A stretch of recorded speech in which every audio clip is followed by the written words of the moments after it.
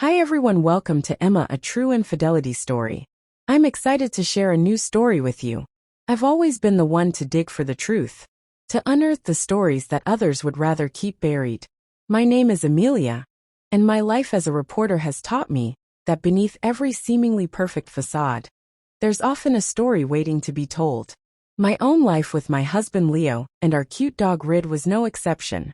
Leo, with his quiet demeanor and his knack for solving complex software problems, was the rock in our relationship. He was the kind of man who would leave notes in my lunchbox, just to remind me that he was thinking of me. Cooper, our golden retriever, was our constant companion, his tail wagging like a metronome to the rhythm of our daily lives. Our routine was comforting, almost too perfect. Leo would leave for work at precisely 8:30 a.m., his briefcase in hand, a kiss on my cheek, and a promise to be back by 7 p.m. I'd spend my days chasing leads, interviewing sources, and crafting stories that would make headlines. Cooper would either accompany me or stay home, guarding our little piece of paradise. But as I sat at my desk one evening, sifting through emails and notes from the day, something fell off. It was subtle, like a whisper in the wind, but it was there. I couldn't quite put my finger on it. But the air seemed charged with an unspoken tension. That night, after Leo had returned home, we sat down for dinner. He was quieter than usual, his eyes not quite meeting mine. I asked about his day, and he gave me the usual rundown of meetings and coding challenges. But there was a pause, a hesitation that wasn't normally there. "Everything okay at work?" I ventured, trying to keep my tone light. "Yeah, just the usual," he replied. But his fork paused midair, and he looked away out the window into the darkness. I let it slide, attributing it to stress, or maybe just an off day. But as the days turned into weeks, these moments of disconnection became more frequent. Leo would come home later, his explanations growing vague. I started noticing small changes too. His cologne lingered differently, his phone was always face down, and he seemed to be on it more often, especially when he thought I wasn't looking. One evening, after a particularly long day at work, I came home to find Leo wasn't there. Cooper was alone, his tail not wagging his eyes, following me with a look of concern. I called Leo, but it went straight to voicemail. A sinking feeling settled in my stomach, not of fear but of suspicion. I decided to wait to give him the benefit of the doubt. But as the hours ticked by, my mind raced with possibilities. I couldn't help but think back to the stories I'd covered, the betrayals, the secrets that tore lives apart. Was I now part of one of those stories? When Joe finally walked through the door, his shirt slightly askew, his hair not as neat as when he left, I knew something was amiss. He offered a tired smile, but it didn't reach his eyes. "Sorry, I was held up at work," he said, but the words felt hollow. I nodded, not trusting myself to speak, my heart pounding in my chest. That night, as I lay in bed next to him, I couldn't shake the feeling that the man beside me was a stranger. The man I thought I knew, the one who left notes in my lunchbox, was slipping away. The next morning I decided to follow him. It was against my better judgment, against everything I believed in about trust and honesty in a marriage. But the reporter in me, the one who always sought the truth, couldn't let it go. I watched from a distance as Leo left for work, his usual routine unchanged. But instead of heading to his office, he turned into a part of town where he had no business. My heart raced as I followed, keeping my distance, my mind a whirlwind of possibilities. He parked outside a small, nondescript apartment building. I waited, my breath held as he disappeared inside. Minutes stretched into what felt like hours. When he emerged, he wasn't alone. A woman, her face obscured by the distance and the dim morning light, walked with him to his car. They spoke, their body language intimate, familiar. The world seemed to tilt. My perfect life, my perfect husband, was nothing but a facade. The truth, as I had learned in my career, was often painful, often hidden, but always there, waiting to be uncovered. And now it was my turn to face it. One evening, after a particularly grueling day at work, I came home to find Leo had left for a business trip, leaving me alone with Cooper. The house felt unusually quiet without Leo's presence. I decided to unwind with a glass of wine, sinking into the comfort of our secluded lounge, a room we rarely used, filled with plush cushions and dim lighting. Cooper, sensing my mood, lay beside me, his head on my lap. As I sipped my wine, I began to reflect on my life, the pressures of my job, and the unspoken strains in my marriage. It was during this moment of vulnerability that I started to pet Cooper, seeking comfort in his unwavering affection. His soft fur and warm eyes provided a stark contrast to the cold uncertainty that had begun to seep into my thoughts about Leo. The comfort I found in Ryder's company, however, was short-lived. My mind kept drifting back to the morning I had followed Leo. The image of him with another woman was seared into my memory, a painful reminder of what might be happening behind my back. The more I thought about it, the more the wine seemed to sour in my mouth. I set the glass down, the clink of the crystal against the wooden table, echoing in the silent room. Cooper lifted his head. His ears perked up as if he could sense the turmoil within me. I whispered to him, "What do you think? Boy, is he really the man I thought he was?" Cooper's only response was a gentle nozzle against my hand, his way of offering solace. But it wasn't enough. The need to know, to confront the truth, was overwhelming. I stood up, pacing the room, my mind racing with scenarios. I remembered the times Leo had been distant, the late nights, the vague explanations. Had I been blind to the signs, or had I chosen to ignore them, clinging to the illusion of our perfect life? The more I thought, the clearer it became that I needed to confront Leo, to demand answers. With a resolve hardening in my chest, I decided to call him. My fingers trembled as I dialed his number, each ring amplifying my anxiety. When he finally answered, his voice was tired, distant. "Hey, Amelia, what's up?" he asked, the usual warmth. "Absent Leo, we need to talk. When you get back." I said, my voice faint. Despite the storm inside me, there was a pause, a hesitation that confirmed my fears. "Sure, we can talk. Is everything okay?" "I'm not sure, Leo. I need to know what's going on," I replied, the weight of my words hanging between us. "Oka, we'll talk when I'm back," he said, and the line went silent. I sat back down the room, feeling colder now, the dim lighting casting long shadows that seemed to mirror the darkness creeping into my heart. Cooper, ever loyal, moved closer, his presence a small comfort in the vast uncertainty. As the night deepened, my thoughts turned to the woman I had seen with Leo. Who was she? How long had this been going on? Was it just a fleeting affair, or was it something more? The questions multiplied, each one a needle picking at my resolve. I knew I couldn't wait for Leo's return to confront him.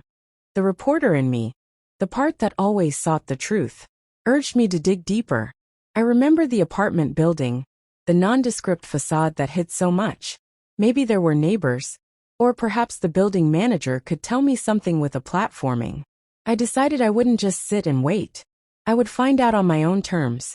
I grabbed my coat, the chill of the night air, a stark reminder of the coldness I felt inside. Cooper watched me, his eyes filled with a mix of concern and curiosity. "I'll be back, boy," I whispered, giving him a quick pat before heading out into the night, driven by a need to uncover the truth. No matter how painful it might be, the wine had loosened my inhibitions, and in a moment of weakness, my petting of Ryder turned into something more intimate. It was an act of desperation, a search for connection in the absence of Leo. The room, with its soft lighting and isolation from the rest of the house, seemed to cocoon us in a bubble of secrecy. As I lay there, the gravity of what had just occurred hit me like a ton of bricks. I had crossed a line that was not just taboo, but unthinkable. The realization of my infidelity, not with another man, but with our cute dog, filled me with a mix of guilt, confusion, and a strange sense of betrayal towards Leo. I couldn't believe what I had done. The warmth of the wine now felt like a burning shame in my chest. Cooper, sensing my sudden change, moved away, his eyes reflecting a confusion that mirrored my own. I sat up, my mind racing with the implications of my actions. The silence of the house was deafening. Every tick of the clock seemed to echo my guilt. I wrapped my arms around myself, feeling suddenly cold despite the room's warmth. What had I become? Was this the result of my loneliness, my suspicion, or was it something darker within me? I stood up, pacing the room, my thoughts a whirlwind. I needed to talk to someone, but who? Leo was away. And even if he were here, how could I possibly confess this? My friends, my colleagues, they would never understand. This was beyond the pale. Even for the most understanding of ears, I glanced at the clock. It was late, too late to call anyone. But the need to unburden myself was overwhelming. I grabbed my phone, my fingers trembling as I dialed the one person I thought might not judge me too harshly. My sister Laura. She answered after few rings, her voice groggy from sleep. Amelia, what's wrong? It's the middle of the night, she said, concern lacing her tone. I've done something terrible. Laura. I whispered, my voice barely above a breath. What happened? Are you okay? Her voice was now alert, filled with worry. I hesitated, the words stuck in my throat. How could I tell her? How could I admit to such a grotesque act? But the silence stretched, and I knew I had to say something. I was alone and I had too much wine. I did something with Cooper, something I shouldn't have. I managed to choke out, my voice breaking. There was a pause, a heavy loaded silence. Amelia, what do you mean? Laura's voice was cautious, trying to understand without jumping to conclusions. Tu was intimate with him. I confessed, the words tasting like ash in my mouth. Oh, Amelia. Laura's voice was soft, filled with a mix of shock and sympathy. This is a lot. Are you safe? Do you need me to come over? No, I'm safe. I needed to tell someone, I feel so lost. Laura, Leo, he's been distant, and I've been so alone, and Listen to me. Laura interrupted gently, what you did. It's not okay. But I understand you're in a very vulnerable place right now. You need to talk to someone, a professional. This isn't just about what happened tonight. It's about everything that's been building up. I nodded. Even though she couldn't see me. I know, I feel like I'm losing myself. You're not losing yourself. Amelia. You're just lost right now. We'll find a way through this. But you need to confront On when he gets back. Not about this, but about your marriage, about where you stand. The conversation with Laura didn't erase my guilt. But it gave me a direction, a sliver of hope. After hanging up, I sat back down, my gaze drifting to Cooper. He was now lying at the far end of the room, his eyes watching me with a quiet intensity. I knew I had to face Leo, not just about his potential infidelity, but about my own actions, about the state of our marriage. The thought was terrifying. What if he knew? What if he could sense the betrayal in my eyes? The next morning I woke up with a headache, not just from the wine, but from the weight of my thoughts. I decided to take Cooper for a walk, needing the fresh air to clear my mind. As we walked, I tried to focus on the mundane, on the sounds of the birds, the feel of the cool morning breeze, anything to distract from the turmoil inside. Returning home, I found myself drawn back to the lounge, the scene of last night's indiscretion. I cleaned up, removing any trace of the wine, trying to erase the memory, but the room felt tainted, a reminder of my fallibility. I spent the day in a haze. My work neglected, my thoughts consumed by what I would say to Leo. How could I confront him about his possible affair? When I had committed my own unspeakable act, the irony was not lost on me. As evening approached, I prepared dinner, a simple meal, but every action felt mechanical. I was going through the motions, my mind elsewhere. When Leo called to say he'd be home the next day, my heart skipped a beat. The moment of truth was looming, and I wasn't sure I was ready. That night I lay in bed, staring at the ceiling, the room too quiet without Leo's steady breathing beside me. I replayed the conversation with Laura, her advice echoing. In my mind I needed help, not just for what I had done, but for what I was feeling, for the confusion and betrayal that had led me to this point. The next day, as I waited for Leo, I made a decision. I would tell him about my suspicions about the woman, but I would keep my own betrayal to myself, at least for now. I needed to understand his side of the story, first, to see if there was any chance of salvaging what we had. When Leo walked through the door, his smile was tentative, his eyes searching mine for any sign of what I might know. I took a deep breath, the words ready to spill out, but I held them back. Leo, we need to talk, I said, my voice betraying none of the storm inside me. He nodded, setting his bag down, his face a mask of calm. Okay, let's talk, he replied, and as we sat down, the air thick with unspoken words. I knew this conversation would change everything. The next morning the house was silent, the weight of my actions hanging over me like a dark cloud. Leo was due back that evening, and I was consumed with dread. How could I look him in the eye? How could I continue living this lie? I spent the day in a day, my thoughts a whirlwind of guilt and self-loathing. I moved through the house like a ghost, every step echoing the emptiness I felt inside the kitchen, where we had shared countless meals. Now seemed like a stage for a performance I no longer wanted to play. I made coffee, but the aroma, usually comforting, now felt like a mockery of the normalcy I craved. Cooper, sensing my distress, followed me closely, his eyes filled with a concern I didn't deserve. I couldn't even look at him without the memory of last night flooding back, a wave of shame crashing over me. I sat at the kitchen table, my hands wrapped around the warm mug. But the heat did little to thaw the cold that had settled in my bones when Leo returned. His usual cheerful demeanor was a stark contrast to my inner turmoil. He walked in with a smile, his voice light as he talked about his trip. "You won't believe the traffic coming back," he said, shaking his head with a chuckle. "But I'm glad to be home. How was your day?" I tried to engage to act normal, but every word felt like a lie. "It was fine." I managed my voice sounding hollow even to my own ears. I forced a smile, but it felt more like a grimace. "Just the usual, you know." Leo didn't seem to notice my discomfort. He unpacked his bag, talking about the meetings, the new software they were developing, and how he had missed our little home. Each sentence from him was like a knife slicing through my resolve. I wanted to scream to confess to end this charade, but the words wouldn't come. Clickbait. Will Amelia confess her darkest secret to Leo? We sat down for dinner, the table set with the same care I always took. But tonight it felt like a setup for a confrontation. The clicking of cutlery against plates was the only sound for a while. Leo, perhaps sensing the tension, tried to fill the silence. "I was thinking maybe we could take a weekend trip soon.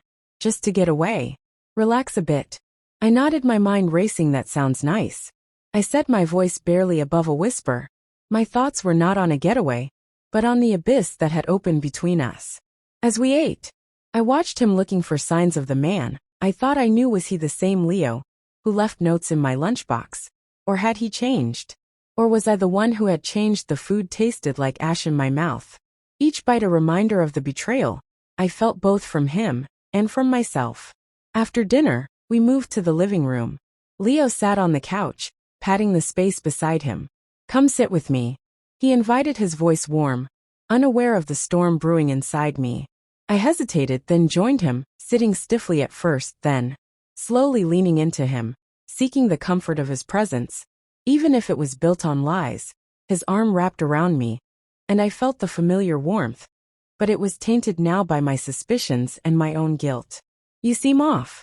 Amelia, everything okay?" he asked, his voice filled with genuine concern. I took a deep breath, the words on the tip of my tongue. "Leo the first. I need to talk to you about something." I began, my voice trembling. He turned to face me fully, his expression shifting to one of worry. "What is it? You can tell me anything."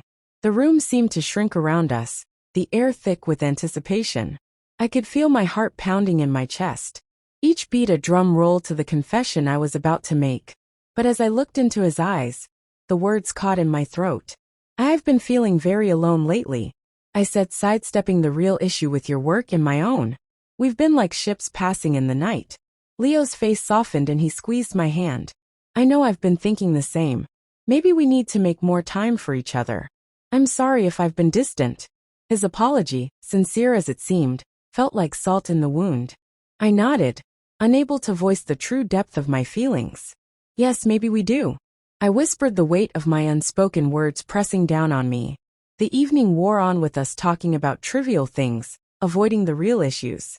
I watched him trying to reconcile the man before me with the one I saw with another woman. Was it just a moment of weakness? Or was there more to it? And what about my own moment of weakness? As the night deepened, Leo suggested, "We go to bed." I agreed, my mind still racing with what I should do, what I should say in bed, lying next to him. I felt the distance between us like a physical barrier. His breathing evened out into sleep, but sleep eluded me. I lay there staring at the ceiling, the room too quiet, without the usual sounds of our life together. My thoughts were a tangled mess of guilt, betrayal, and the desperate need for truth. I knew I had to confront him, but not just about his potential infidelity. I needed to confront myself too. understand why I had crossed such an unthinkable line. The night stretched on, and with each passing minute my resolve hardened. I would tell him about the woman, about my suspicions, but I would keep my own betrayal to myself, at least for now. I needed to understand his side of the story, first to see if there was any chance of salvaging what we had. The next morning I woke up with a headache, not just from the lack of sleep, but from the weight of my thoughts. I decided to take Ritter for a walk, needing the fresh air to clear my mind. As we walked, I tried to focus on the mundane, on the sounds of the birds, the feel of the cool morning breeze, anything to distract from the turmoil inside. Returning home, I found myself drawn back to the lounge, the scene of last night's indiscretion. I cleaned up, removing any trace of the wine, trying to erase the memory, but the room felt tainted. A reminder of my fallibility. I spent the day in a haze. My work neglected my thoughts. Consumed by what I would say to Leo, how could I confront him about his possible affair? When I had committed my own unspeakable act, the irony was not lost on me. As evening approached, I prepared dinner, a simple meal, but every action felt mechanical.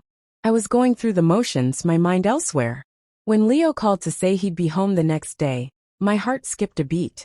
The moment of truth was looming, and I wasn't sure I was ready that night. I lay in bed staring at the ceiling, the room too quiet without Leo's steady breathing beside me. I replayed the conversation with Laura, her advice echoing in my mind. I needed help, not just for what I had done, but for what I was feeling, for the confusion and betrayal that had led me to this point. The next day, as I waited for Leo, I made a decision. I would tell him about my suspicions about the woman, but I would keep my own betrayal to myself, at least for now. I needed to understand his side of the story first to see if there was any chance of salvaging what we had. When Leo walked through the door, his smile was tentative, his eyes searching mine for any sign of what I might know. I took a deep breath, the words ready to spill out, but I held them back. "Leo, we need to talk," I said, my voice steady, betraying none of the storm inside me. He nodded, setting his bag down, his face a mask of calm. "Okay, let's talk," he replied, and as we sat down, the air thick with unspoken words. I knew this conversation would change everything. That night, as we lay in bed, the silence was deafening. Leo, sensing something was off, asked if everything was okay. The question was my undoing. Tears streamed down my face as I confessed everything, detailing the loneliness, the wine, and the unthinkable act with Cooper. Leo's face went from concern to shock, then to a mix of hurt and disgust. He got up, unable to look at me, and left the room. The house felt colder than ever, the bond between us shattered by my confession. I was left alone with my thoughts, the reality of my actions, now a permanent fixture in our lives. I sat up, wrapping my arms around my knees, feeling the weight of the world pressing down on me. The room, once a sanctuary, now felt like a prison. Each creak of the house, each tick of the clock, seemed to echo my guilt. I couldn't bear to look at Cooper, who lay at the foot of the bed, his eyes filled with confusion and sadness. I knew I had to face the consequences of my actions, but first I needed to understand Leo's side of a story. The image of him with another woman was still vivid in my mind. A painful reminder of what might be happening behind my back. Was his reaction one of shock because he was innocent, or was it because he felt betrayed in return? The next morning, the house was eerily quiet. Leo had slept on the couch, and I could hear him moving about in the kitchen. I took a deep breath, steeling myself for the conversation that would define our future. I walked downstairs, each step feeling like a march towards judgment. Leo was at the kitchen table, his coffee untouched, staring into space. His eyes flicked up as I entered, a mix of emotions swirling in them. I sat down opposite him, the silence between us heavy with unspoken words. "Leo," I began, my voice barely above a whisper, "I need to know about the woman you were with. Who is she?" He looked at me, his expression unreadable at first, then with a sigh he spoke. "Her name is Sarah. She was just a colleague. Amelia." But things got complicated, how I pressed, my heart racing. We were working late nights on a project. It started as just work, but then we got close, too close. He admitted, his voice breaking slightly. "I didn't mean for it to happen. I was feeling neglected and she was there. The confession hit me like a physical blow. My suspicions were confirmed, yet the pain was no less sharp and, "You thought that justified what you did." My voice was cold to hurt, turning into anger.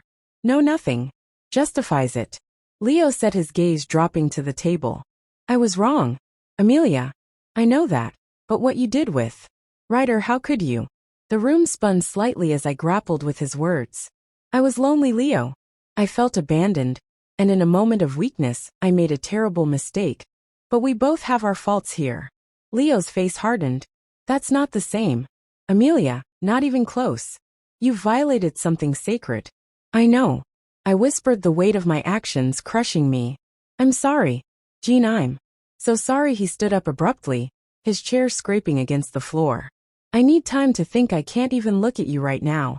As he walked away, I felt the chasm between us widen. The trust, the foundation of our marriage, was crumbling. I sat there alone with my thoughts, the reality of our betrayals now a shared burden. The day passed in a blur. I tried to focus on work, but my mind was elsewhere. Every time I looked at Cooper, guilt washed over me anew. I needed to find a way to move forward, to heal. But how could I? When the very fabric of our life together was torn in the evening, I found Leo in the garden, his back to me. As he stared at the setting sun, I approached him, my steps Haymont. "Leo, we can't just let this destroy us. We need to talk to figure out if there's a way back from this." He turned slowly, his face etched with pain. "I don't know if I can forgive you, Amelia, and I'm not sure you can forgive me either. We have to try," I said, my voice firm. "Despite the turmoil inside, for us, for Cooper, for everything we've built." He looked at me, looked at me for the first time since my confession. "I need space, Amelia. I need to think about what this means for us." I nodded, understanding his need for solitude. "Take all the time you need. But remember, I'm here, and I want to work through this. I love you, Leo." He didn't respond immediately, just turned back to the sunset. "I need to be alone tonight," he finally said. I left him there, my heart heavy. The night stretched before me, filled with uncertainty. Could we rebuild? What was broken? Was there enough love left to mend the fractures? Clickbait: can their marriage survive this betrayal? The next day I decided to seek professional help. I made an appointment with a therapist, not just for myself, but for us. If Leo would agree to come. I needed guidance, a way to navigate through the guilt, the betrayal, and the confusion. When Leo returned from his walk, I told him about the appointment. "I think it might help us," I said, my voice hopeful yet cautious. He looked at me, his expression softening slightly. Maybe he conceded. "We'll see." That night, as I lay in bed alone, the space beside me empty, I realized that the journey ahead would be long and fraught with pain. But I also knew that if there was any chance of salvaging our marriage, we had to confront our darkest moments together, to find forgiveness, and perhaps in time to heal. In the days that followed, Leo and I barely spoke. The atmosphere was thick, with unspoken words and unresolved emotions. I sought therapy, trying to understand my actions, to find some semblance of peace. Leo, after much contemplation, decided to stay, but our relationship was irrevocably changed. The therapy sessions were both a sanctuary and a battleground. I sat in the therapist's office, the plush cushions offering little comfort. As I recounted the events that led us here, I felt so alone. I explained, my voice barely above a whisper. I was looking for connection, for something to fill the void. Leo's absence had left. The therapist, a woman with kind eyes and a gentle voice, listened intently. "And what about Leo's affair? How does that fit into your feelings of loneliness?" I paused, the weight of my own betrayal still heavy on my heart. "It's complicated. I was hurt, yes, but I also felt like I had no right to be, not after what I did. We learned to coexist, but the trust was gone." Cooper, now older, seemed to sense the shift, his demeanor more subdued. I often found myself watching him, wondering about that night, about my choices. Life moved on, but the incident remained a silent specter in our home, a reminder of how fragile our lives can be. Leo and I tried to rebuild, to find a new normal. He moved back into our bedroom, but the space between us felt like a chasm. We talked, but it was surface level, avoiding the deep wounds that hadn't healed. One evening, as we sat in the living room, the silence was broken by Leo. I've been thinking, he started, his voice hesitant. Maybe we should try to go on a date, just us like before. I looked at him, searching his face for sincerity. A date. The idea felt for almost absurd given our current state. Do you think that's what we need? He nodded, his eyes meeting mine for the first time in what felt like ages. I think we need to remember why we fell in love. Maybe start there. The date was awkward, filled with polite conversation and forced laughter. We went to our favorite Italian restaurant, where we had celebrated our anniversaries. The familiar setting should have been comforting, but it only highlighted how much had changed. As we ate, I watched Leo trying to see past the hurt to the man I once knew. Do you think we can ever go back to how things were? I asked, the question hanging between us like a challenge. Leo set down his fork, his gaze steady. I don't think we can go back, Amelia. But maybe we can move forward together. The words were hopeful, but the reality was stark. Our relationship was now defined by what we had lost, not what we had gained. We returned home, the silence of the car rides speaking volumes. Cooper greeted us at the door, his tail wagging less enthusiastically than before. I knelt down to pet him, feeling the familiar guilt wash over me. I'm sorry, boy, I whispered. Not just to him, but to the life we once had. Leo watched us, his expression unreadable. He's been different too, he said softly. Maybe he senses it all that night, lying in bed. I felt Leo's arm tentatively wrap around me. It was a gesture of peace, of trying. I turned to face him, our eyes meeting in the dim light. I want to try Leo for us. For Ryder, he nodded, pulling me closer, me too. The days turned into weeks, and we found a rhythm, a new way of being together. We attended therapy sessions together, learning to communicate, to express our pain without blame. The therapist encouraged us to find new activities, to create new memories that weren't tainted by our past mistakes. One weekend, we decided to take Cooper for a hike in the nearby woods, something we hadn't done in years. The fresh air, the sound of leaves crunching underfoot. It felt like a step towards healing. Cooper bounded ahead, his spirits seemingly lifted by the change of scenery. As we walked, Leo took my hand, a simple act that felt monumental. I've been thinking about what you said about moving forward, he said. I want to build something new with you, Amelia, not just for us but for Ryder too. I squeezed his hand, the warmth spreading through me. I want that too. I want us to be a family again. The path ahead was uncertain, filled with potential pitfalls. But for the first time since the revelations, I felt a glimmer of hope. We were really trying to forge a new path together. Clip 8. What does the future hold for Amelia, Leo, and Ryder? If you feel that this story is meaningful and brings useful lessons, please like and subscribe to the channel to support me. Thanks.